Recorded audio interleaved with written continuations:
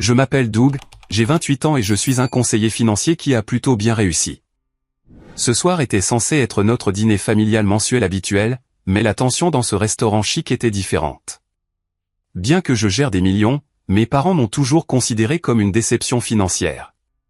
Le vin coûteux venait d'arriver lorsque le visage de mon père s'est durci. « Écoute, Doug » lança-t-il sèchement. « Nous ne sommes plus ta banque. » Il ne se doutait pas de ce qui allait se passer.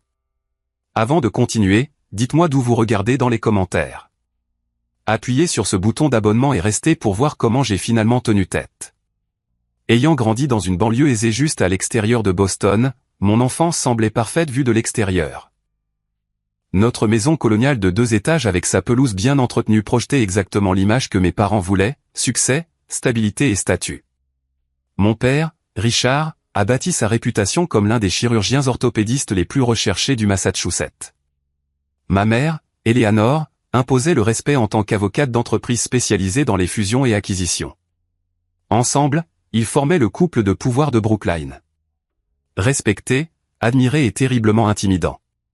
Dès mes plus jeunes souvenirs, les attentes étaient d'une clarté cristalline. L'excellence n'était pas célébrée. C'était le minimum requis. Les notes B+ n'étaient pas des réussites. C'étaient des déceptions qui suscitaient des conversations inquiètes sur ma concentration. Leur vision de mon avenir n'a jamais inclus de me demander ce que je voulais. Il a toujours été supposé que je suivrais soit mon père en médecine, soit ma mère en droit.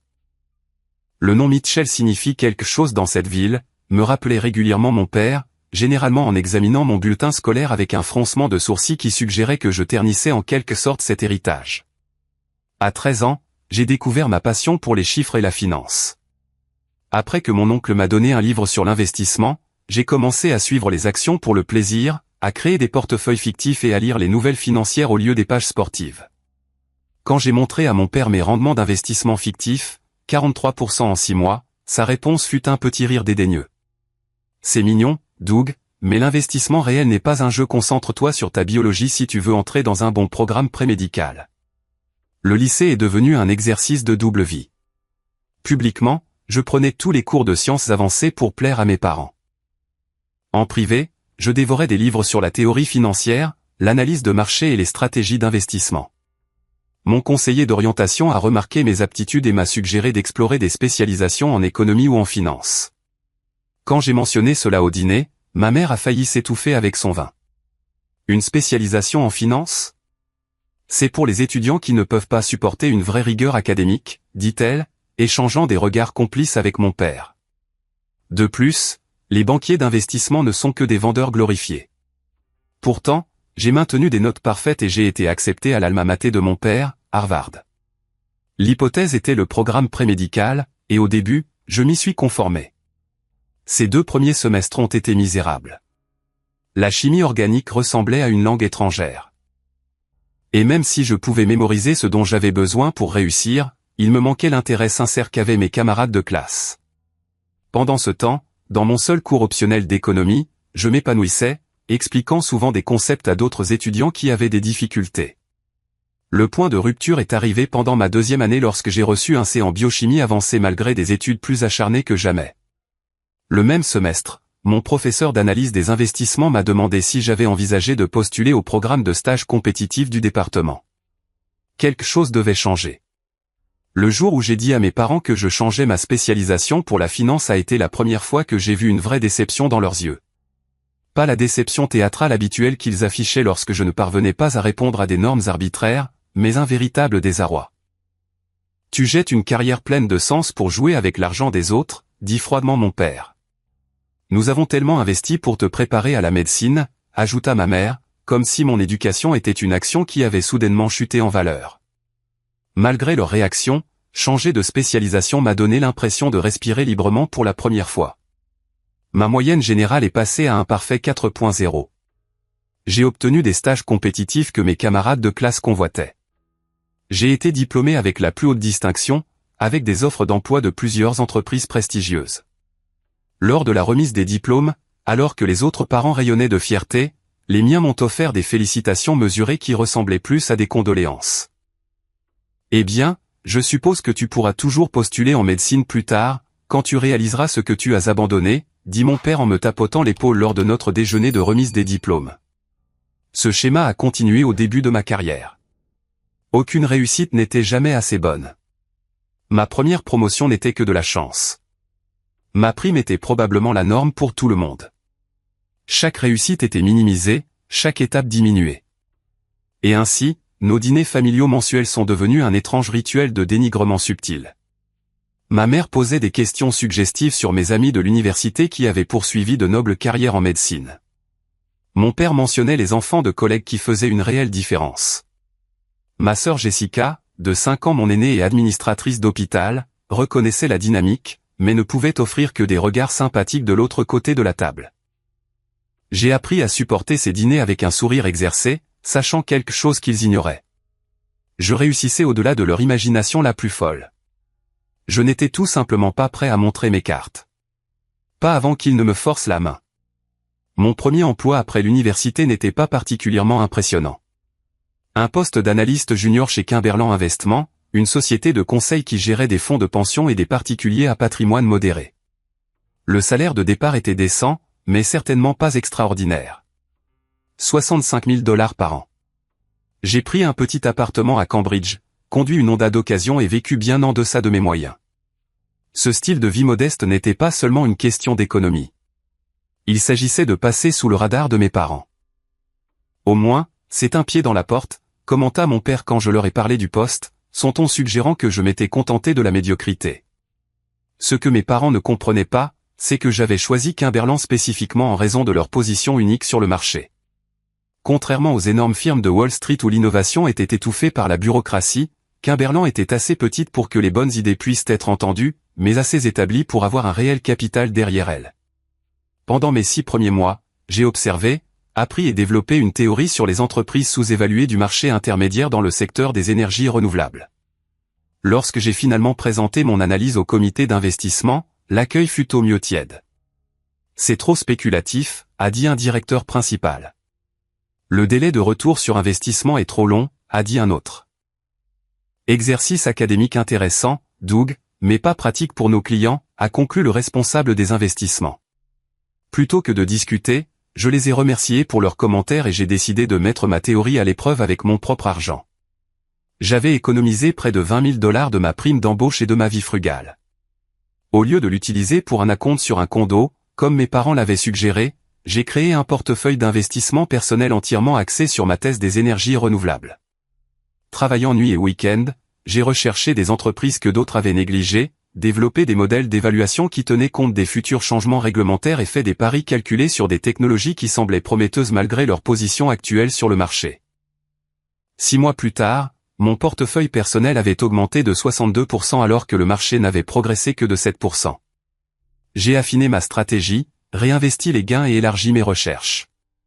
Pendant cette période, j'ai rencontré Marcus Whitfield, un vice-président senior d'une 50aine d'années qui avait bâti sa réputation sur des investissements à contre-courant qui s'étaient avérés spectaculairement payants. Un soir, alors que je travaillais tard, il s'est arrêté à mon bureau et a remarqué l'analyse sur mon écran. Ce n'est pas l'un de nos portefeuilles clients, a-t-il observé. J'ai admis que c'était mon projet personnel et, à ma surprise, il a tiré une chaise et m'a demandé de lui expliquer mon raisonnement. Pendant 2 heures, nous avons discuté de ma stratégie, de mes méthodes de recherche et de mes résultats. À la fin de la conversation, il hochait la tête d'un air songeur.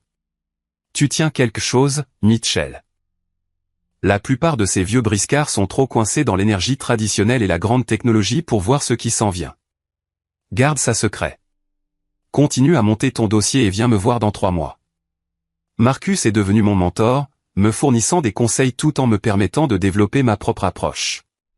Quand je suis retourné le voir avec des résultats encore plus solides, il m'a présenté à 3 clients fortunés qui étaient prêts à allouer de petites portions de leur portefeuille à ma stratégie. Considérez cela comme votre audition, m'a-t-il dit. L'audition s'est transformée en un succès spectaculaire. En 18 mois, j'avais généré des rendements de plus de 100% pour ces portefeuilles de test tout en maintenant une volatilité étonnamment faible. La nouvelle s'est répandue parmi les clients fortunés de Kimberland, et bientôt je gérais un fonds de 50 millions de $ en utilisant ma stratégie. Mon titre officiel est resté modeste, mais ma structure de rémunération a changé de façon spectaculaire car Marcus m'a aidé à négocier un pourcentage des bénéfices que je générais. Mon revenu annuel a bondi au milieu des 6 chiffres. Mais j'ai maintenu mon style de vie modeste et gardé ce succès caché à ma famille. Comment va le travail de débutant, demandait ma mère lors de nos dîners mensuels. Ça se passe bien. J'apprends beaucoup, répondais-je, changeant de sujet. Pendant ce temps, j'ai lancé une entreprise parallèle, Nordstar Advisé, un véhicule d'investissement privé pour les particuliers très fortunés qui voulaient accéder à ma stratégie. Avec la bénédiction et les contacts de Marcus, j'ai construit une clientèle sélecte de moins de 20 investisseurs, chacun plaçant au moins $1 million sous ma gestion. La percée est venue lorsque l'un de mes choix en énergie renouvelable, Solaris Technologies, a reçu une offre de rachat à 4 fois sa valeur marchande. Mes clients ont fait fortune et mon investissement personnel, que j'avais continué à développer, a franchi la barre des 7 chiffres. À 26 ans, je gérais plus de $200 millions et avais une valeur nette personnelle qui aurait choqué mes parents. Pourtant, je continuais à vivre dans mon modeste appartement et à conduire ma Honda de 5 ans. Les quelques articles de luxe que je m'autorisais, une montre chère, des costumes sur mesure pour les réunions avec les clients, pouvaient être justifiés comme des nécessités professionnelles. Étrangement, pendant cette période, mes parents ont commencé à m'offrir de petits prêts et une aide financière. Ils supposaient que, puisque je n'avais pas suivi le chemin du succès qu'ils avaient prescrit, je devais avoir des difficultés. Nous avons remarqué que tu es toujours dans cet appartement de débutant, a mentionné ma mère lors d'un dîner. Nous pourrions aider avec un acompte si tu as du mal à économiser. Plutôt que de corriger leur idée fausse, j'acceptais occasionnellement ces petites offres. Un prêt de $5 000 pour une prétendue réparation de voiture, un cadeau généreux pour aider avec mes prêts étudiants fictifs. Chaque dollar qu'ils me donnaient était soigneusement investi et croissait de façon exponentielle, conservé dans un compte séparé que j'avais mentalement étiqueté « fonds de retour aux parents ». Je savais que cette mascarade ne pouvait pas durer éternellement. Mon entreprise gagnait en reconnaissance dans les cercles d'investissement. J'avais été présenté dans des publications de l'industrie. Ce n'était qu'une question de temps avant que mes deux mondes n'entrent en collision. Pourtant, je n'étais pas préparé à la manière spectaculaire dont cette collision se produirait. La semaine précédant le dîner fatidique a commencé par une étape majeure. Le fonds de capital investissement que j'avais construit autour des entreprises émergentes de technologie de batterie a été racheté par un groupe d'investissement plus important.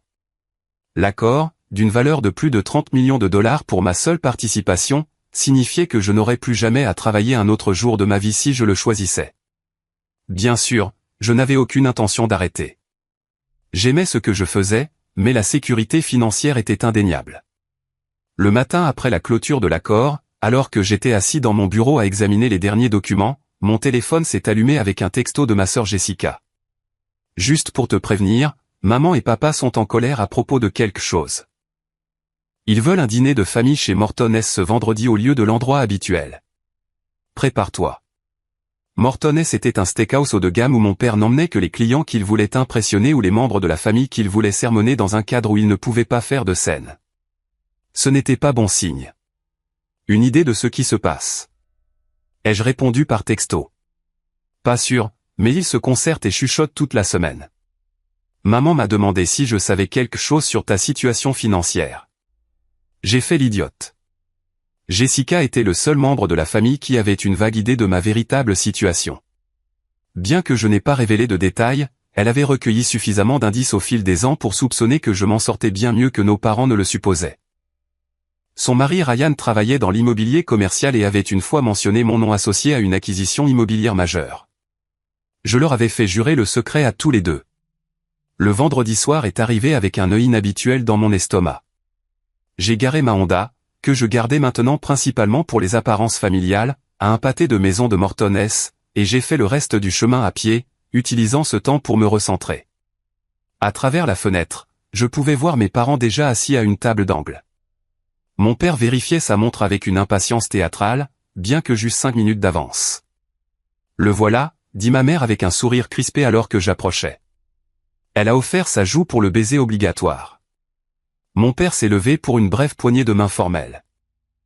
La circulation, demanda-t-il, laissant entendre que j'étais en retard alors que nous savions tous que ce n'était pas le cas.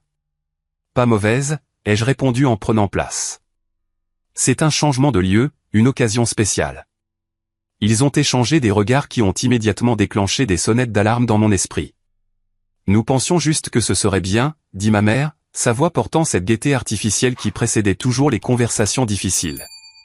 Le serveur est apparu et mon père a commandé une bouteille de Cabernet sélection spéciale de Quému, un vin à $300 qu'il savait que je reconnaîtrais comme extravagant. Un autre signe avant-coureur.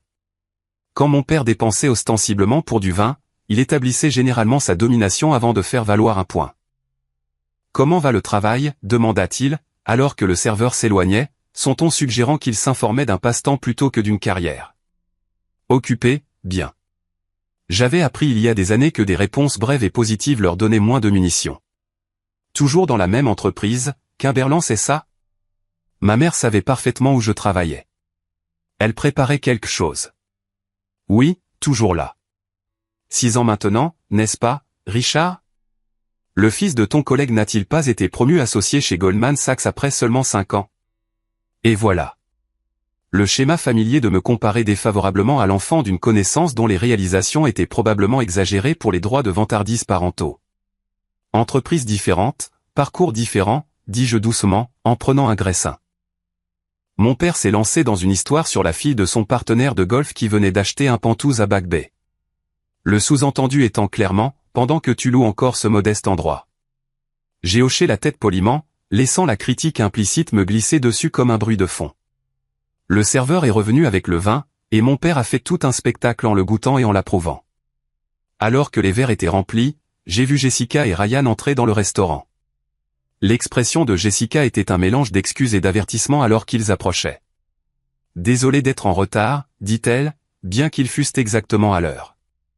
Ryan avait un appel client qui a duré plus longtemps. Plus de salutations, plus de bises sur la joue. Ryan m'a fait un subtil signe de tête de solidarité en s'asseyant. Il avait enduré assez de ces dîners pour comprendre la dynamique. Nous étions juste en train de prendre des nouvelles de Doug sur son travail, dit ma mère. Jessica, tu leur as annoncé ta nouvelle? Jessica parut momentanément confuse. Quelle nouvelle? À propos du projet d'expansion de l'hôpital, ta promotion pour le superviser. Oh, ce n'est pas encore officiel, maman. Eh bien, j'ai croisé Barbara Wilson au déjeuner de charité, et elle a dit que c'était une affaire conclue. Tu devrais t'affirmer davantage, ma chérie. Tu mérites la reconnaissance. Ma mère ne m'avait jamais encouragé à m'affirmer davantage au sujet de mes réalisations. Le 2 poids 2 mesures était si familier qu'il en était devenu presque comique. Alors que les entrées étaient commandées, mon père a orienté la conversation vers le nouveau poste de mon cousin Brad dans un prestigieux cabinet d'avocats de Boston.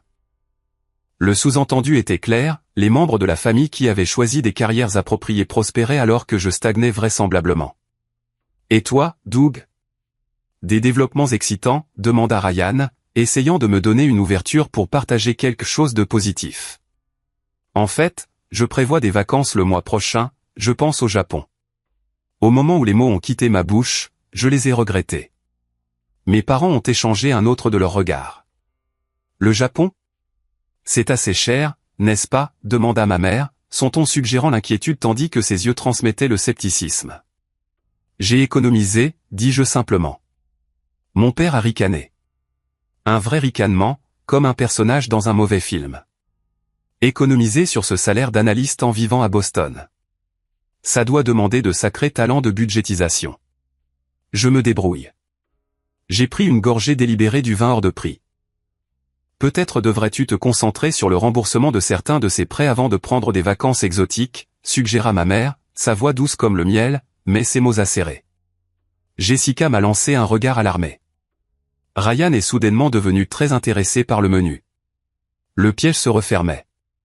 Des prêts, ai-je demandé, bien que je sache exactement ce qu'elle voulait dire. Ne joue pas à l'idiot, Doug, dit mon père en se penchant légèrement en avant. Nous avons tenu les comptes. 5 000 pour les réparations de la voiture l'année dernière, 3 000 pour ce programme de certification professionnelle, les 2 000 pour le dépôt de garantie de l'appartement quand tu as déménagé. Ça s'additionne. J'ai hoché la tête lentement. J'ai toujours eu l'intention de les rembourser. Vraiment? Parce qu'il semble que tu nous aies traités comme un distributeur automatique personnel tout en planifiant des vacances au Japon. Le serveur a choisi ce moment pour s'approcher pour nos commandes de plats principaux. Le timing était presque comique. Son joyeux, avons-nous décidé des plats? A été accueilli par 5 visages tendus. D'une manière ou d'une autre, nous avons tous réussi à commander. Quand il est parti, la table est tombée dans un silence inconfortable. Jessica a tenté de changer de sujet. Quelqu'un a-t-il regardé ce documentaire que j'ai mentionné la semaine dernière sur les récifs coralliens? Aucun de mes parents n'a répondu. Mon père me fixait avec l'expression qu'il utilisait probablement sur les étudiants en médecine qui l'avaient déçu. Ma mère arrangeait ses couverts avec des mouvements précis qui trahissaient son agitation. Écoutez, si vous vous inquiétez pour l'argent, je peux commencer à le rembourser tout de suite, ai-je offert, espérant désamorcer la situation. Il ne s'agit pas de l'argent, Doug, dit ma mère d'un ton qui indiquait clairement qu'il s'agissait absolument de l'argent. Il s'agit de responsabilité, de priorité. Nous t'avons aidé parce que c'est ce que font les parents, mais nous ne pouvons nous empêcher de remarquer que tu ne sembles pas faire de progrès. Quel genre de progrès attendiez-vous? Une promotion professionnelle, une maison convenable, une indication que tu construis quelque chose de valable au lieu de simplement faire du surplace. L'injustice de la situation, la lecture complètement erronée de ma vie, était presque risible. J'avais construit quelque chose que la plupart des gens considéraient comme remarquable. J'avais créé plus de richesses en 6 ans que la plupart des gens n'en voient dans une vie. Pourtant, j'étais là, à me faire sermonner sur le fait de faire du surplace. Je vais bien, dis-je, m'efforçant de garder ma voix égale. Bien n'est pas suffisant pour un Mitchell, dit mon père, le refrain familier qui avait hanté mon enfance. Nous ne t'avons pas élevé pour être médiocre. Les steaks sont arrivés, parfaitement synchronisés pour assister à ce qui allait suivre. Mon père a coupé son porterousse avec une précision chirurgicale, les mêmes mains qui avaient effectué d'innombrables opérations, démantelant maintenant un steak à $45. Il a mâché pensivement avant de poursuivre son évaluation de mes prétendus échecs. Tu sais, Doug, quand j'avais ton âge, j'avais déjà acheté notre première maison, je me faisais un nom au Massachusetts General et j'avais commencé à monter mon cabinet. Ta mère plaidait des affaires qui ont créé des précédents juridiques. Que as-tu accompli exactement qui justifie des voyages coûteux au Japon? J'ai senti le pied de Jessica taper doucement le mien sous la table, un plaidoyer silencieux pour que je reste calme. Mes 6 ans de dénigrement avaient créé une pression qui atteignait enfin son point de rupture. J'ai accompli pas mal de choses en fait, dis-je prudemment. Analyse financière de débutant dans une entreprise dont personne n'a entendu parler, a contesté mon père. Ton potentiel est gaspillé et tu le sais. Richard, intervint Jessica. Doug a été très dévoué à son travail. Peut-être que tu pourrais rester en dehors de ça, Jess, a sèchement répondu mon père. Ton frère a besoin d'entendre quelques dures vérités. Ma mère a posé sa main sur son bras, non pas pour le retenir, mais en solidarité. Nous avons été patients, Doug. Nous t'avons soutenu financièrement et émotionnellement pendant cette phase. Mais à un moment donné, tu dois prendre ton avenir au sérieux. Je suis sérieux au sujet de mon avenir, ai-je répondu, coupant un morceau de mon propre steak avec un soin délibéré. L'es-tu? Parce que de notre point de vue, il semble que tu te sois laissé porter, que tu aies pris la voie de la facilité et que tu planifies maintenant des vacances que tu ne peux pas te permettre alors que tu dois encore des milliers de dollars à tes parents. Ryan s'est éclairci la gorge, mal à l'aise. Le marché a été fort dernièrement. Peut-être que les investissements de Doug ont bien marché. Mon père s'est tourné vers lui avec une expression d'amusement condescendant. Les investissements de Doug? Avec quel capital? Les 65 000 par an avant impôt que ces entreprises paient aux analystes. Après le loyer de Boston et les frais de subsistance. C'est en fait 72 000 maintenant, dis-je, sous-estimant délibérément mon revenu d'un facteur d'environ 20. Oh, pardonnez-moi, dit mon père avec une fausse déférence, 72 000. Ça change tout. Le fait est, a poursuivi ma mère, que nous sommes préoccupés par tes habitudes financières, les emprunts constants, le manque de progrès, et maintenant ce plan de vacances extravagant. Je ne vous ai pas demandé d'argent depuis des mois, ai-je fait remarquer. Parce que nous avons clairement fait savoir que la banque fermait, a dit sèchement mon père. Après cette dernière urgence où tu avais besoin de 3 000 pour un programme de certification qui ne semble pas avoir fait avancer ta carrière d'un iota. Ce programme de certification avait en fait été un investissement privé dans une start-up qui avait triplé de valeur, mais il n'avait aucun moyen de le savoir. J'apprécie tout ce que vous avez fait pour moi, dis-je, les mots sonnant creux après des années de leur soutien conditionnel. Vraiment? Parce que l'appréciation vient généralement avec la responsabilité, avec la reconnaissance du sacrifice. Jessica a tenté d'intervenir à nouveau. Papa, je suis sûr que Doug est reconnaissant. Peut-être que ce n'est pas le meilleur. Non, vidons notre sac, a-t-il interrompu. Je me retiens depuis trop longtemps. Le restaurant était devenu plus calme. Ou peut-être que j'étais simplement plus conscient des autres convives alors que la voix de mon père s'élevait légèrement. Un couple à la table voisine a jeté un coup d'œil, puis est rapidement retourné à ses propres repas. Tu avais tous les avantages, a poursuivi mon père. Les meilleures écoles, nos relations, nos conseils, et qu'as-tu fait de tout ça? Tu as pris le chemin de la moindre résistance, tu t'es contenté de la médiocrité et tu nous as traités comme un distributeur automatique au passage. Je n'ai jamais voulu. Tes intentions n'ont pas d'importance, Doug. Tes actions si, et tes actions montrent un schéma de dépendance et de sous-performance qui, franchement, nous embarrasse. Le mot « embarrasse » a frappé comme un coup physique. Après tout ce que j'avais construit, tout ce que j'avais accompli, j'étais une source d'embarras pour eux parce que je n'avais pas suivi le chemin qu'ils avaient prescrit. Ma mère a tamponné ses lèvres avec sa serviette. Nous avons fait le calcul, Doug. Plus de 20 000 $ au cours des 3 dernières années. C'est sans compter tout le soutien pendant l'université et l'aide pour ton premier appartement. Si vous vous inquiétez pour l'argent, je peux vous faire un chèque ce soir, dis-je, ma voix plus tendue que je ne le voulais. Il ne s'agit pas du chèque, Doug. La voix de mon père s'est élevée au point que plusieurs tables voisines se sont définitivement tournées pour regarder. Il s'agit du schéma. Il s'agit de ce qu'il représente. Et que représente-t-il exactement, papa? Échec à décoller, dépendance, mauvaise gestion financière. Il a coché chaque point sur ses doigts comme un diagnostic. À ton âge, un homme devrait être autonome, construire quelque chose, pas emprunter à ses parents pour des dépenses de base tout en planifiant des vacances futiles. L'injustice de tout cela, la lecture complètement erronée de qui j'étais et de ce que j'avais construit, a finalement percé mon calme habituel. Vous n'avez aucune idée de ce que j'ai construit, dis-je doucement. Qu'est-ce que tu as dit, a exigé mon père.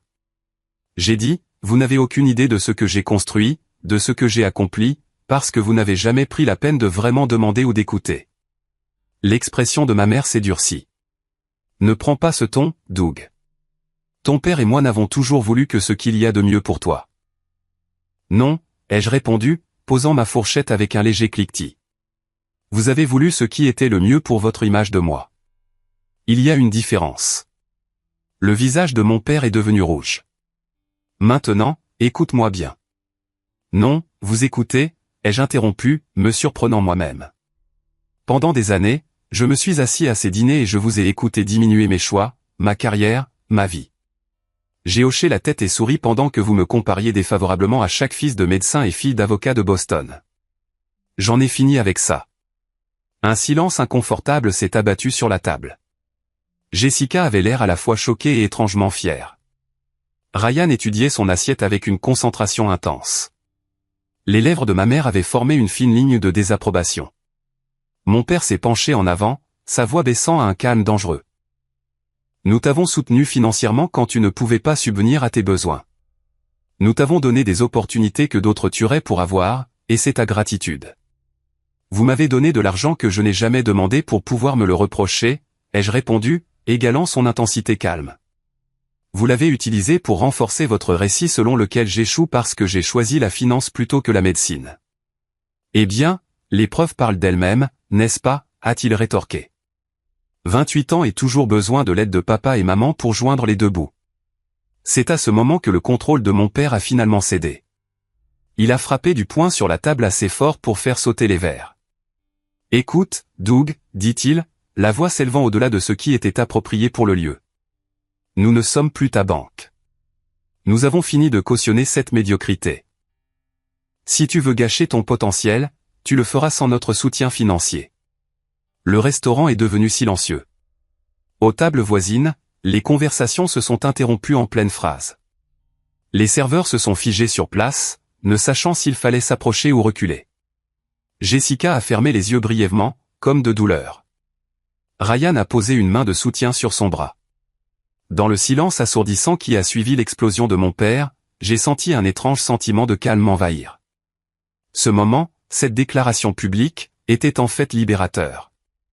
Ils avaient enfin dit tout ce qui était implicite depuis des années. Avant que je puisse répondre, mon téléphone a vibré dans ma poche. Normalement, je n'aurais jamais vérifié mes messages pendant un dîner de famille, mais dans ce moment figé, j'ai accueilli la distraction. J'ai sorti mon téléphone et jeté un œil à l'écran. C'était un texto de Martin, mon gestionnaire de fonds. M et Madame Mitchell, demande d'approbation pour une allocation mensuelle de $20 000 du fonds de soutien familial. Le protocole standard requiert votre autorisation. Approuvé. J'ai regardé l'écran avec incrédulité alors que les pièces du puzzle s'emboîtaient soudainement.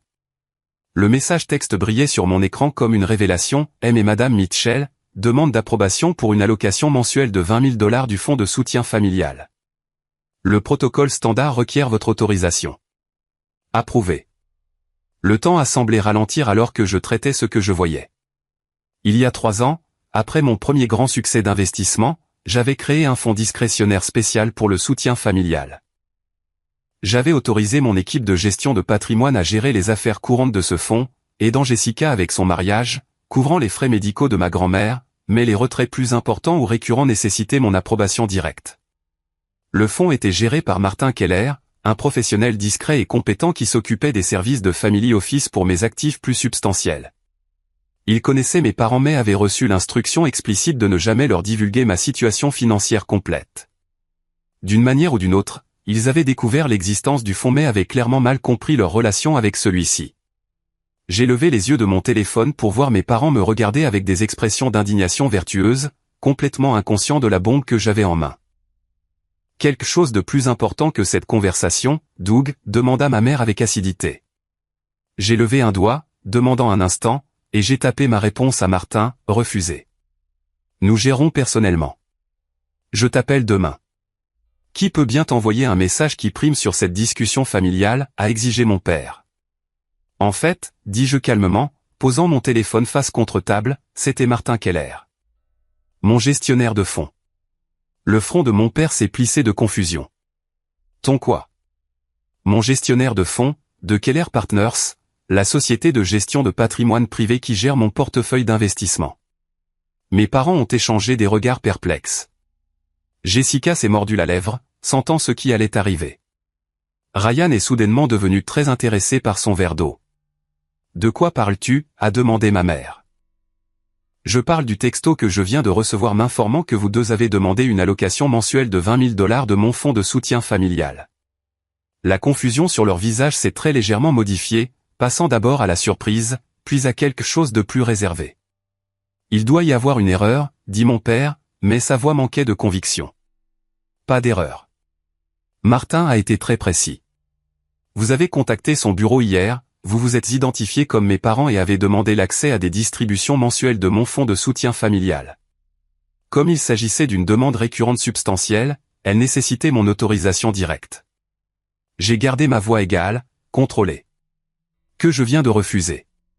Le visage de mon père, déjà rouge de notre dispute, s'est encore assombri. La main de ma mère est allée à sa gorge dans un geste instinctif de détresse. Je ne comprends pas, dit-elle, bien que quelque chose dans ses yeux suggérait qu'elle commençait à comprendre. C'est assez simple, en fait. Martin Keller travaille pour moi, pas pour vous. Le fonds de soutien familial est mon argent, pas le vôtre, et je viens de refuser votre demande d'accéder à $20 000 par mois de mes actifs. Un lourd silence s'est abattu sur la table. En arrière-plan, les bruits normaux du restaurant, le cliquetis de l'argenterie, les conversations étouffées, les serveurs se déplaçant entre les tables, créaient une bande-son surréaliste à ce moment. C'est absurde, a finalement dit mon père, mais le ton bravache avait disparu de sa voix. À quel jeu joues-tu? Aucun jeu, papa. Juste la vérité que je n'ai jamais partagée parce que, franchement, vous n'avez jamais semblé intéressé à l'entendre. Jessica s'est éclairci la gorge. Peut-être devrions-nous continuer cette conversation dans un endroit plus privé. Elle avait raison, bien sûr. Les tables autour de nous essayaient très fort de paraître désintéressées tout en étant clairement suspendues à chaque mot, mais je me fichais désormais des apparences, quelque chose que mes parents avaient utilisé comme une arme contre moi pendant des années. Kimberland Investment est une société de conseil, comme vous l'avez souvent souligné, dis-je, ignorant la suggestion de Jessica. Ce que vous ne savez pas, c'est qu'il y a 4 ans, j'ai développé une stratégie d'investissement axée sur les énergies renouvelables et la technologie des batteries qui a généré des rendements extraordinaires. Je gère maintenant personnellement un fonds d'une valeur de plus de 300 millions de dollars, avec ma propre participation valant bien plus que cela. La bouche de ma mère s'est légèrement ouverte, puis s'est refermée sans un mot. Le programme de certification que vous avez mentionné avec moquerie, c'était en fait un investissement stratégique dans une start-up qui a triplé de valeur. Ces réparations de voitures, un investissement dans une entreprise de science des matériaux qui révolutionne l'efficacité des panneaux solaires. Chaque dollar que vous m'avez prêté a été investi et accru de façon exponentielle. J'ai gardé une trace de chaque centime dans ce que j'appelle le fonds de retour aux parents. Le solde actuel vous surprendrait. L'expression de mon père était passée de la colère à l'incrédulité stupéfaite. Ma mère était très immobile, son verre de vin figé à mi-chemin de ses lèvres. « Ce n'est pas possible », a-t-elle murmuré. « L'appartement modeste que je maintiens, c'est l'une des 6 propriétés que je possède. Je le garde spécifiquement pour les apparences familiales. Ma résidence principale est un penthouse surplombant le port de Boston. La Honda que je conduis à ces dîners, je la garde pour la même raison. Mes vrais véhicules seraient trop voyants. » Ryan, qui avait une certaine connaissance de mon succès grâce à ses relations dans l'immobilier, a hoché la tête presque imperceptiblement, confirmant que ce n'était pas un bluff élaboré. L'ironie, ai-je continué, me sentant étrangement détaché alors que des années de vérité refoulée se déversaient, c'est que pendant que vous me traitiez comme un échec financier, je mettais discrètement de côté des fonds pour assurer que votre retraite serait plus que confortable, tout en sachant que vous aviez mal géré vos propres finances. À cela, mon père a visiblement tressailli. C'était un coup direct. Ils avaient en effet connu des difficultés financières dues à des dépenses excessives et à de mauvais choix d'investissement, bien qu'ils les cachaient. « Comment connaîtrais-tu nos finances » a-t-il demandé, un ton défensif revenant dans sa voix. « De la même manière que vous avez apparemment découvert mon fonds de soutien familial. Je me fais un devoir de savoir. La différence, c'est que je prévoyais d'aider sans vous humilier, sans vous faire supplier pour une allocation. » Ma mère a posé son verre de vin avec une main tremblante. « Doug, si c'est vrai. C'est vrai. Chaque mot. Le voyage au Japon que vous avez moqué, c'est pour une réunion d'affaires avec des investisseurs potentiels, suivi de vacances bien méritées. Les prêts que vous avez suivis si méticuleusement, je n'ai jamais eu besoin d'un dollar de votre part depuis mon diplôme. Mais je les ai acceptés pour maintenir la fiction dans laquelle vous sembliez si investi, celle que je luttais sans la carrière que vous aviez choisie. » Jessica a tendu la main à travers la table et a brièvement serré la mienne. « Je suis fier de toi », a-t-elle dit doucement. « Tu savais pour tout ça » lui a demandé sa mère, l'accusant. « Pas les détails » a répondu Jessica. « Mais je savais que Doug s'en sortait bien. Contrairement à certaines personnes, j'écoutais vraiment quand il parlait de son travail. » Mon père, toujours le stratège, se recalibrait rapidement. Je pouvais le voir dans ses yeux. Le passage de l'indignation au calcul. Soudain, je n'étais plus un embarras. J'étais une opportunité. « Eh bien » dit-il avec une jovialité forcée. « C'est certainement une surprise. Tu aurais dû nous le dire, fiston. Nous aurions été fiers. » L'auriez-vous été, ai-je demandé simplement. Parce qu'il y a 10 minutes, avant que vous ne connaissiez mon succès, j'étais un embarras, une déception, un échec qui ne pouvait pas rembourser ses prêts. Nous étions inquiets, a interjeté ma mère doucement. Les parents s'inquiètent. Tu as mal interprété. Je ne pense pas, ai-je interrompu. Je pense que j'ai interprété les choses exactement comme elles sont pour la première fois de ma vie. Le serveur s'est approché avec précaution, sentant la tension. Tout va bien avec vos repas. Tout va bien, dit mon père d'un ton dédaigneux. Juste une discussion familiale. En fait, dis-je en attrapant mon portefeuille, j'ai fini. J'ai sorti plusieurs billets de 100, plus qu'assez pour couvrir tout le repas avec un généreux pourboire, et je les ai posés sur la table. Ça devrait couvrir le dîner. Considérez ça comme le dernier versement de notre relation financière. Le visage de mon père s'est de nouveau assombri. Ne sois pas dramatique, Doug. Assieds-toi. Nous pouvons en discuter comme des adultes.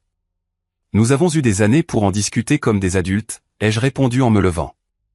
Vous avez choisi la condescendance à la place. Doug, s'il te plaît, dit ma mère, sa voix s'adoucissant pour prendre le ton persuasif qu'elle utilisait probablement avec des témoins réticents. Tout cela est un malentendu. Nous essayons seulement d'aider en contactant ton gestionnaire de fonds. Nous ne réalisions pas, que vous essayez de vous servir dans mon argent, les jeux corrigés, tout en me réprimandant simultanément pour mon irresponsabilité financière. Je me suis tourné vers Jessica et Ryan. Aimeriez-vous continuer cette soirée ailleurs? J'ai soudainement envie d'un dessert dans un endroit moins moralisateur. Jessica a hoché la tête et s'est levée, Ryan la suivant. Je pense que c'est une bonne idée. Le visage de mon père était passé du rouge à un violet alarmant. Tu fais une scène, a-t-il sifflé. Non, papa. Pour une fois, je suis juste honnête. Alors que nous nous préparions à partir, ma mère a fait une dernière tentative. Doug, quels que soient nos problèmes, nous pouvons les résoudre. Nous sommes une famille. J'ai marqué une pause, ressentant un mélange complexe d'émotions. La colère, la peine, mais aussi une étrange sorte de pitié. Oui, nous sommes une famille, et cela aurait dû signifier soutenir mes choix, célébrer mes succès, même ceux que vous ne compreniez pas ou n'approuviez pas. Au lieu de cela, vous avez choisi de me diminuer à chaque occasion parce que je n'ai pas suivi le chemin que vous aviez prescrit. Ce n'est pas juste, a protesté mon père. Non, ce n'était pas juste. Rien de tout cela n'était juste. Mais maintenant, nous savons tous où nous en sommes. J'ai ajusté ma veste. Je vous contacterai quand je serai prêt. Pour l'instant, j'ai besoin de distance. Alors que nous nous éloignons, laissant mes parents à table avec leur vin cher et leur steak refroidissant, j'ai entendu des chuchotements des convives voisins. Je m'en fichais. Pour la première fois depuis des années, j'avais l'impression de pouvoir respirer librement. La mascarade était terminée. Dehors, dans l'air frais de Boston, Jessica m'a serré fort dans ses bras. Eh bien, dit-elle en se reculant. C'était un moment à marquer dans les annales de la famille. Ryan m'a tapé sur l'épaule. Tu veux nous raconter toute l'histoire autour d'une glace? Je pense que nous n'avons fait qu'effleurer la surface.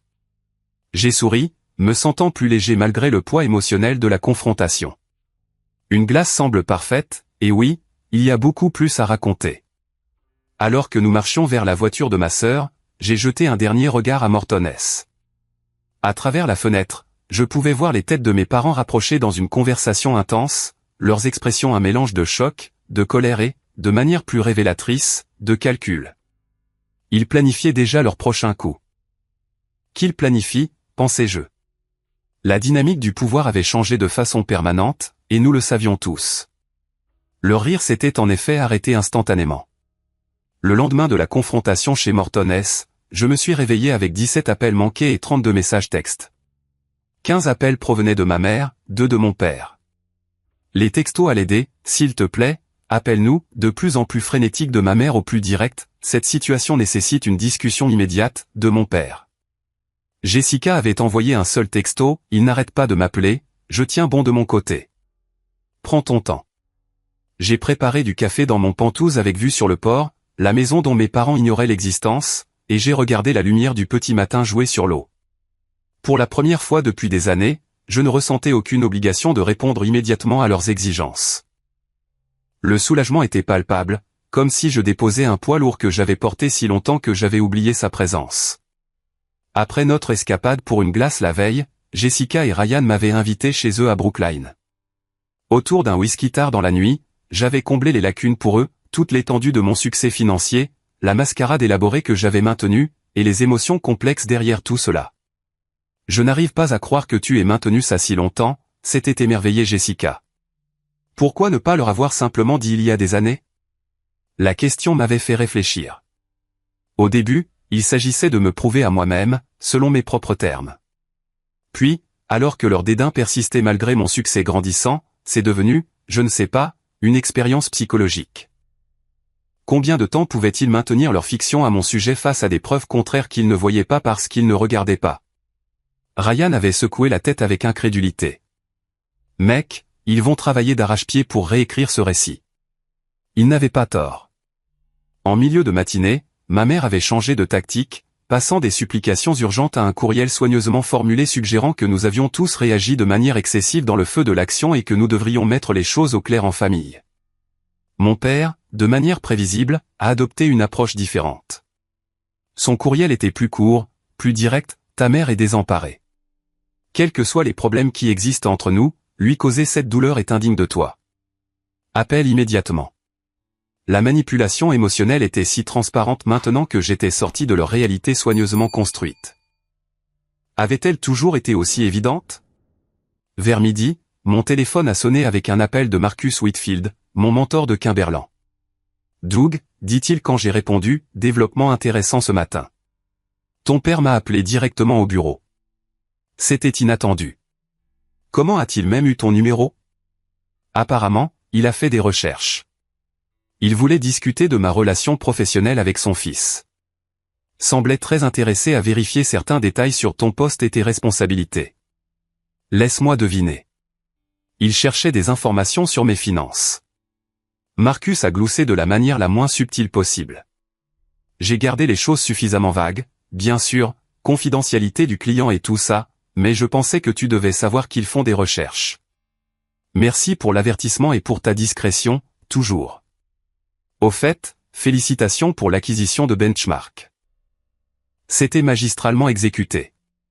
Après avoir raccroché, j'ai appelé Jessica pour comparer nos notes.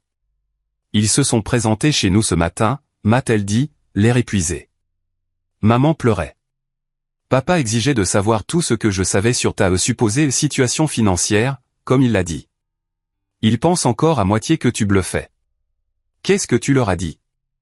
Que c'était entre vous et eux et que je ne m'en mêlais pas. Mais Doug, elle a hésité. Il y a autre chose que tu devrais savoir. Qu'est-ce que c'est? Ils ont des problèmes financiers. Pire que je ne le réalisais. Maman l'a laissé échapper quand elle essayait d'expliquer pourquoi ils avaient contacté ton gestionnaire de fonds. Apparemment, papa a fait de mauvais investissements et ils vivent au-dessus de leurs moyens depuis des années. La façade se fissure. Cela expliquait une grande partie de leur comportement récent, mais ne l'excusait pas. Ont-ils réellement admis qu'ils essayaient d'accéder à mon argent? Pas en ces termes. Ils présentent ça comme l'exploration des ressources financières familiales et s'assurer que les besoins de chacun sont satisfaits. Tu sais comment ils parlent. Je savais. Tout était toujours présenté comme de l'inquiétude, de la responsabilité parentale, comme veiller à mes meilleurs intérêts, jamais comme du contrôle ou de la manipulation, ou dans ce cas, une tentative d'exploitation financière. 3 jours après l'incident de Morton S., j'ai rencontré mon avocate, Diane Winters, pour discuter de l'établissement de limites financières claires. Ils n'ont aucune prétention légale sur tes actifs, m'a-t-elle assuré. Mais tout documenté et prudent. Les prêts qu'ils t'ont accordés, tu as gardé des registres. Chaque dollar, chaque date, avec des notes sur ce qui a été dit à l'époque. Bien. Et tu as dit que tu as suivi la croissance de ces investissements séparément? J'ai hoché la tête. Le fonds de retour aux parents contient les montants originaux plus toute la croissance des investissements réalisés avec ce capital. Il a atteint un peu plus de 300 000 $. Diane a haussé les sourcils. Rendement impressionnant. Qu'est-ce que tu veux en faire? Je veux leur rembourser les montants originaux, environ 20 000 $, et préciser que cela conclut notre relation financière. La croissance reste avec moi puisque je l'ai générée grâce à mon expertise en investissement. Et qu'en est-il de leurs problèmes financiers? Ta sœur a mentionné qu'ils pourraient faire face à des difficultés. Je me débattais avec cette question depuis que j'avais appris l'étendue de leurs problèmes. Malgré tout, ils étaient toujours mes parents. Je vais créer une fiducie, ai-je décidé. Investi de manière conservatrice pour leur assurer un style de vie confortable sans extravagance, mais avec des conditions strictes et une surveillance professionnelle. Ils n'auront pas d'accès direct au capital. C'est généreux compte tenu des circonstances, a observé Diane. Il ne s'agit pas de générosité. Il s'agit de qui je veux être par rapport à qui ils ont essayé de faire de moi. Une semaine après la confrontation, sans contact direct au-delà de ces premiers messages, mes parents ont intensifié leur campagne. Ils ont commencé à contacter des connaissances mutuelles, des amis de la famille, même des parents éloignés, quiconque pourrait avoir une influence sur moi, partageant leur version des événements. Dans leur récit, j'avais mal compris leurs intentions, surréagi à l'inquiétude parentale, et je les coupais maintenant cruellement des vivres malgré leurs années de soutien et de sacrifice. La manipulation aurait peut-être fonctionné par le passé, mais maintenant elle ne faisait que renforcer ma détermination. Chaque émissaire qu'ils ont dépêché a reçu la même réponse calme, c'est une affaire familiale privée qui est traitée de manière appropriée. 10 jours après Morton S., j'ai finalement accepté un appel téléphonique, pas avec les 2 parents ensemble où ils pourraient faire équipe contre moi et contrôler le récit, mais avec ma mère seule. Doug, chérie, a-t-elle commencé, sa voix soigneusement modulée pour transmettre à la fois chaleur et peine. Nous avons été si inquiets. Ce silence ne te ressemble pas, il me ressemble exactement, maman. Vous ne l'avez juste jamais remarqué parce que j'ai toujours répondu à la pression avant. La pression? Nous n'avons toujours voulu que ce qu'il y a de mieux pour toi. Ce que vous pensiez être le mieux pour moi. Il y a une différence. Elle a soupiré de façon dramatique. Ton père et moi avons peut-être été trop zélés dans nos conseils. Nous pouvons le reconnaître. Mais tout ce que nous avons fait venait de l'amour. Y compris essayer d'accéder à mon argent dans mon dos tout en me critiquant simultanément pour mon irresponsabilité financière. Une pause. C'était un malentendu. Nous explorions des options pour la planification financière familiale. Si vous aviez été ouvert sur mon succès, cela aurait-il changé la façon dont vous me traitiez à tous ces dîners? Les comparaisons constantes, le dénigrement, les pics subtils. Une autre pause, plus longue. Nous sommes tes parents, Doug. Nous t'avons soutenu toute ta vie. Ce n'est pas une réponse. La conversation s'est poursuivie sur ce ton, ma mère alternant entre justification, déviation et appel à la loyauté familiale. À aucun moment il n'y a eu une reconnaissance sincère du comportement qui avait conduit à cette rupture. Ton père veut te parler, a-t-elle finalement dit. Pas encore. J'ai besoin de plus de temps. Il ne va pas bien, Doug. Le stress de tout ça. Maman, ai-je interrompu doucement mais fermement. Je vais raccrocher maintenant. Je vous contacterai bientôt au sujet de certains arrangements financiers que je suis en train de faire. En attendant, s'il vous plaît, respectez mon besoin d'espace. 2 semaines après la confrontation, j'ai fait livrer par mon avocate des documents décrivant les arrangements financiers que j'avais décidés. La fiducie leur fournirait un revenu mensuel confortable sans accès au capital. Tous les prêts antérieurs étaient formellement pardonnés. Un document séparé précisait que je ne fournirais aucun soutien financier supplémentaire en dehors de ces arrangements. La réponse est venue rapidement. Mon père a laissé un message vocal qui a commencé de manière contrôlée mais a dégénéré en colère. Cette fiducie est insultante. Nous ne sommes pas des enfants à gérer. Après tout ce que nous avons fait pour toi, les sacrifices que nous avons faits. Appelle-moi immédiatement pour discuter de la dissolution de cet arrangement ridicule. Je n'ai pas appelé. Au lieu de cela, j'ai envoyé un bref courriel. Les conditions ne sont pas négociables. La fiducie offre une sécurité sans cautionner la mauvaise gestion financière qui a créé votre situation actuelle. Je suis heureux de discuter de la reconstruction de notre relation en tant que famille, mais notre relation financière est maintenant strictement définie par ces documents. Sa réponse était une seule ligne. Nous t'avons mieux élevé que ça. Mais il ne l'avait pas fait, pas vraiment. Ils m'avaient élevé pour croire que ma valeur était liée au suivi du chemin qu'ils avaient prescrit, à la mesure du succès selon leur définition étroite, à la recherche de leur approbation au-dessus de mon propre épanouissement. La personne que j'étais devenue financièrement prospère, mais plus important encore, éthiquement ancrée s'était développée en grande partie malgré ses leçons, pas grâce à elle. 1 mois après Morton S., Jessica a appelé avec une mise à jour. Il commence à accepter la nouvelle réalité, a-t-elle rapporté. La fierté de papa est toujours blessée, mais la première distribution de la fiducie est arrivée, et je pense que le revenu fiable est un soulagement qu'ils n'admettront pas, raconte-t-il toujours aux gens que je les ai abandonnés dans leur moment de besoin. Le récit évolue, a-t-elle dit avec une pointe d'humour noir. Maintenant, c'est plus Doug traverse une période difficile, mais nous lui laissons de l'espace pendant qu'il se ressaisit. Ils n'admettront jamais qu'ils avaient tort, mais ils s'adaptent. C'est quelque chose, je suppose. C'est un progrès.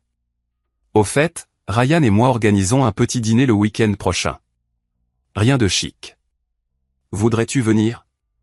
Ils ne seront pas là, je promets. C'était la première invitation sociale que j'acceptais depuis la confrontation. La soirée était rafraîchissante de normalité.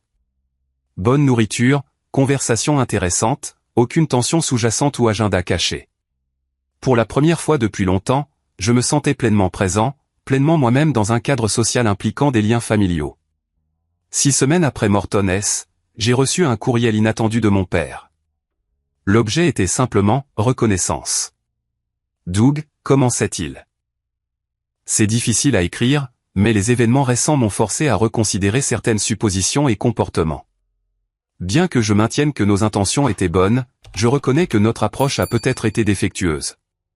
Ton succès, atteint de manière indépendante et selon tes propres termes, parle de lui-même. J'essaie de comprendre pourquoi il t'a été nécessaire de nous le cacher si longtemps. Cette réflexion a été inconfortable mais nécessaire. Les arrangements de la fiducie, bien qu'ils aient initialement semblé être un affront, ont fourni une stabilité pendant une période difficile. Pour cela, je suis reconnaissant. Quand tu seras prêt, j'apprécierai l'opportunité d'une conversation. Non pas pour défendre des actions passées, mais pour établir une base plus honnête pour l'avenir. Indépendamment de nos différences, tu es mon fils, et cela compte plus que ce que j'ai peut-être démontré récemment. Papa. Ce n'étaient pas des excuses. Pas vraiment. Mais de la part de mon père, ce niveau d'autoréflexion était sans précédent. C'était un début. 6 mois après la confrontation au Morton's Steakhouse, je me suis retrouvé devant la maison de mes parents à Brookline, ressentant un mélange complexe de résolution et d'appréhension. La vaste maison coloniale avait exactement la même apparence que pendant mon enfance, impeccablement entretenue, imposante de perfection vue de l'extérieur. Je me demandais si la façade correspondait encore à la réalité intérieure. La dernière demi-année avait été transformatrice. Le poids de la prétention levé, j'avais restructuré ma vie professionnelle et personnelle autour de l'authenticité. J'avais déménagé mon bureau principal du bâtiment de Kimberland à mon propre espace dans le quartier financier. J'avais commencé à prendre la parole lors de conférences sur l'investissement sous mon propre nom, ne me souciant plus de maintenir un profil bas. J'avais même commencé à encadrer de jeunes analystes qui, comme moi, avaient des approches non conventionnelles du marché. Plus important encore, j'avais commencé à travailler avec le docteur Hélène Mercé, une thérapeute spécialisée dans les dynamiques familiales et les enfants adultes de parents très performants. Nos séances hebdomadaires m'avaient aidé à démêler le réseau complexe d'attentes, d'amour conditionnel et d'anxiété de performance qui avait défini ma relation avec mes parents. Le besoin d'approbation parentale ne disparaît pas simplement parce que nous reconnaissons intellectuellement sa toxicité, m'avait-elle dit lors d'une séance particulièrement perspicace. Mais nous pouvons apprendre à séparer notre propre valeur de leur évaluation. Ces mots résonnaient dans mon esprit alors que je sonnais à la porte. C'était la première fois que je voyais mes 2 parents ensemble depuis cette nuit chez Morton's. Ma mère a ouvert la porte, son expression soigneusement neutre. Doug, pile à l'heure. Elle s'est reculée pour me laisser entrer, offrant sa joue pour le baiser habituel. J'ai remarqué qu'elle avait perdu du poids et qu'il y avait de nouvelles rides autour de ses yeux. Comment était le Japon ? A-t-elle demandé en me conduisant dans le couloir familier. Productif et fascinant, ai-je répondu, surpris qu'elle s'en souvienne. Les opportunités d'investissement là-bas sont prometteuses. La formalité de notre échange semblait étrange après des mois de contact minimal, mais c'était mieux que la tension passive-agressive qui avait caractérisé nos interactions auparavant. Mon père attendait dans le salon, debout plutôt qu'assis, comme s'il était incertain du protocole approprié pour cette nouvelle réalité. Il avait l'air plus âgé, quelque peu diminué, sans l'armure de certitude absolue qu'il avait toujours portée. « Fils », dit-il en tendant la main. Nous nous sommes serrés la main, un geste professionnel qui contenait en quelque sorte plus d'honnêteté que les étreintes performatives du passé. « Merci d'avoir accepté de nous rencontrer ici », dis-je en m'asseyant sur le canapé. J'ai pensé qu'un terrain familier pourrait faciliter les choses. « Ta mère a fait ton bœuf Wellington préféré », dit mon père. Une branche d'olivier en quelque sorte. Bien que je suppose que tes goûts ont peut-être changé. Certaines choses restent constantes, ai-je répondu avec un petit sourire. J'ai toujours apprécié la cuisine de maman. La gêne initiale s'est progressivement dissipée alors que nous passions à la salle à manger. La conversation est restée soigneusement neutre pendant le premier plat. L'actualité, l'automne exceptionnellement chaud, les dernières réussites de Jessica à l'hôpital, aucune mention d'argent, de carrière ou de la fiducie qui régissait désormais leurs finances. C'est pendant le plat principal que mon père a finalement abordé le sujet. Les distributions mensuelles ont été utiles, a-t-il admis en étudiant son assiette. Le conseiller financier avec qui la fiducie nous a mis en contact a été direct sur notre situation. Ma mère a hoché la tête. Elle nous a aidés à créer un budget réaliste pour la première fois depuis des années. Ça a été instructif. Venant de mes parents, ces reconnaissances obliques de mauvaise gestion financière équivalaient à des confessions dramatiques de la part d'autres. Je suis content que ça fonctionne, dis-je simplement. Nous avons vendu la maison de vacances à Cap Cod, a poursuivi mon père, et j'ai réduit mon cabinet à 3 jours par semaine. Ils appellent ça la semi-retraite. J'ai hoché la tête, reconnaissant ces changements pour ce qu'ils étaient, des ajustements nécessaires à une nouvelle réalité financière, mais aussi des étapes potentielles vers un mode de vie plus sain. Mon père s'était toujours défini par sa pratique chirurgicale, travaillant des heures épuisantes bien au-delà de ce qui était financièrement nécessaire. Peut-être que ce ralentissement forcé lui permettrait de développer d'autres aspects de son identité. Comment avance la fondation, a demandé ma mère, me surprenant par sa connaissance de mon nouveau projet. Jessica l'a mentionné, a-t-elle expliqué, remarquant mon expression. Ça a l'air significatif. La Fondation Mitchell pour l'alphabétisation financière était ma tentative de traduire une expérience personnelle en un impact plus large. Nous fournirions une éducation et des ressources aux jeunes issus de milieux défavorisés, les aidant à construire leur indépendance financière par la connaissance plutôt que par des dons. C'est à ses débuts, mais prometteur, ai-je répondu. Nous nous associons avec des collèges communautaires et des lycées dans des zones mal desservies. Ta sœur semble assez impliquée, a observé mon père. Elle est au conseil d'administration, sa perspective est précieuse. Un temps de silence a suivi. Nous aurions dû être plus fiers de toi, Doug, a dit ma mère soudainement, sa voix plus douce que d'habitude. Bien avant de connaître ton succès financier. Nous aurions dû reconnaître ta détermination, ton intelligence, ton intégrité. Ce n'étaient pas des excuses complètes, mais de la part d'Eleanor Mitchell, c'était sans précédent. J'ai jeté un coup d'œil à mon père, qui fixait intensément son verre de vin. Ta mère a raison, a-t-il finalement dit. Nous mesurions le succès selon une norme étroite. Ma norme. C'était à courte vue. La reconnaissance flottait dans l'air entre nous. Ne guérissant pas tout à fait la rupture, mais créant un espace de possibilités. Je n'étais pas venu en attendant une transformation, juste des progrès. Cela en faisait partie. J'apprécie cela, dis-je prudemment. Je pense que nous avons tous des ajustements à faire dans la façon dont nous nous lions les uns aux autres. Après le dîner, mon père m'a invité dans son bureau, une zone autrefois interdite, sauf lorsqu'on y était convoqué pour des discussions sérieuses ou des réprimandes. La pièce semblait plus petite que dans mes souvenirs, les imposantes bibliothèques moins intimidantes. Sur son bureau se trouvaient plusieurs relevés financiers et le rapport trimestriel de la fiducie. Je ne prétendrai pas que cette transition a été facile, a-t-il dit en fermant la porte derrière nous. L'orgueil est un compagnon tenace, et j'en ai eu en abondance. J'ai hoché la tête, mais je suis resté silencieux, lui laissant l'espace pour continuer. La fiducie. Au début, je l'ai vue comme une punition, un contrôle. Mais j'en suis venu à la reconnaître comme autre chose. Il a fait une pause, cherchant des mots qui ne venaient pas naturellement au docteur Richard Mitchell. Protection, structure, peut-être même de l'attention. C'était l'intention, ai-je confirmé. Il a hoché la tête, puis a fouillé dans le tiroir de son bureau. J'ai trouvé ça récemment en organisant de vieux papiers. Il m'a tendu une coupure de journal jauni, un article du journal de l'école sur le club d'investissement que j'avais créé en première. Le titre disait « Mitchell mène le club d'investissement au championnat régional ». Je l'ai gardé, a-t-il dit simplement. C'était une petite révélation, mais une preuve significative qu'une partie de lui avait enregistré mes premiers succès, même en les rejetant ouvertement. Nous aurions pu éviter beaucoup de douleurs avec une meilleure communication, a-t-il reconnu. Des deux côtés, ai-je admis. J'ai choisi la dissimulation plutôt que la confrontation. Pour de bonnes raisons, peut-être. Il a levé les yeux de la coupure. Ta mère et moi en avons longuement discuté. Les dîners mensuels, les comparaisons constantes, la pression que nous appliquions. Nous pensions motiver l'excellence. Vous motiviez l'anxiété de performance et le ressentiment, ai-je dit franchement. Il a grimacé mais a hoché la tête. Une dure vérité, l'une des nombreuses auxquelles j'ai dû faire face récemment. Alors que je me préparais à partir, ma mère m'a mis un contenant de reste dans les mains. Un geste maternel qui semblait à la fois familier et nouvellement authentique. Nous apprenons, Doug, a-t-elle dit doucement. Lentement, imparfaitement, mais nous apprenons. C'est tout ce que chacun de nous peut faire, ai-je répondu.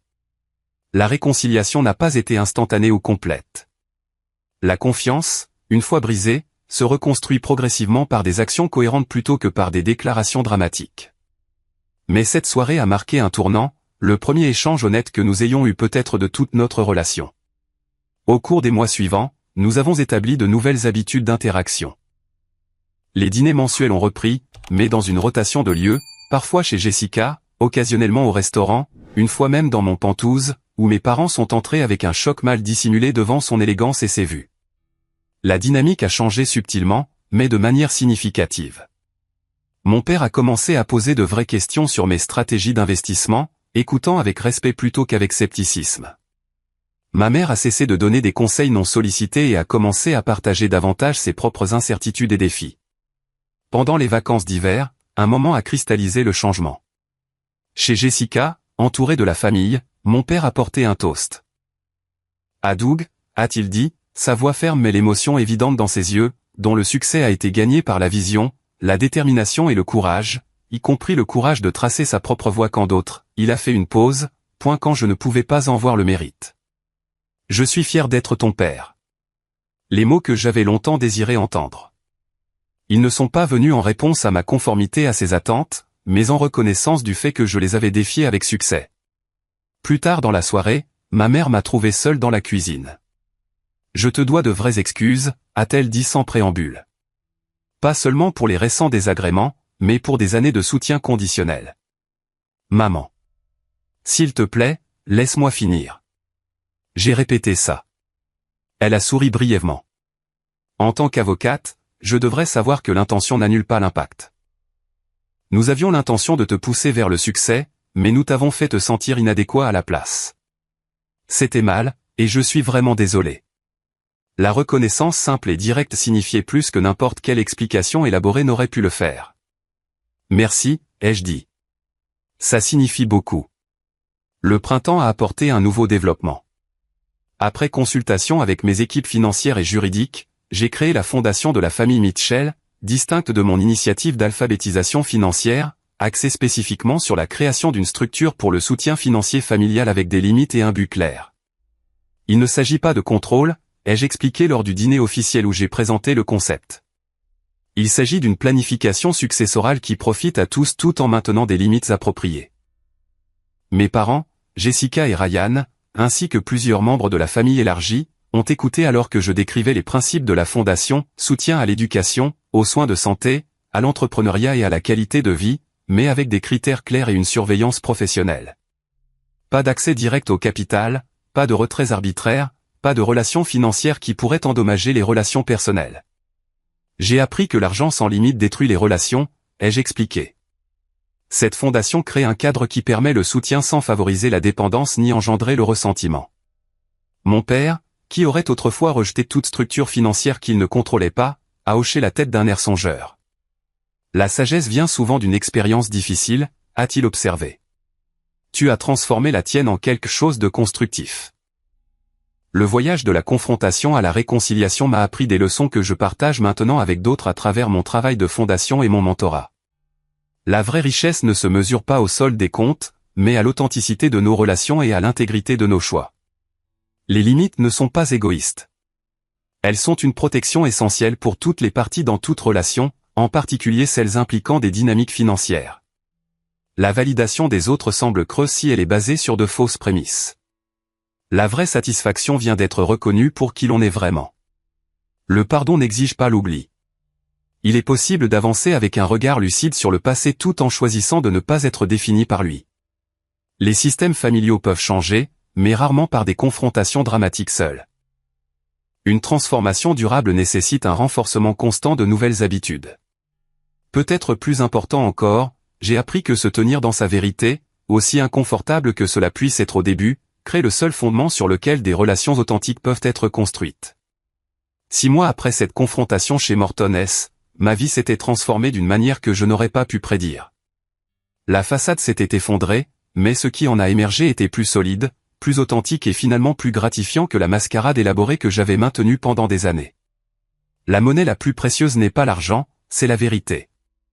Et c'est une richesse que personne ne peut vous enlever une fois que vous la revendiquez. Et vous ? Avez-vous déjà dû vous opposer aux attentes familiales qui ne correspondaient pas à votre moi authentique ? Avez-vous ressenti la liberté qui vient avec l'abandon final d'une façade que vous mainteniez pour le confort des autres ?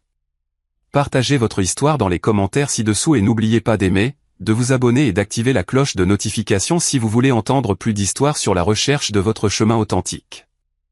Merci de m'avoir écouté, et souvenez-vous, votre valeur n'est pas déterminée par les attentes des autres. Elle se révèle lorsque vous avez le courage d'être authentique.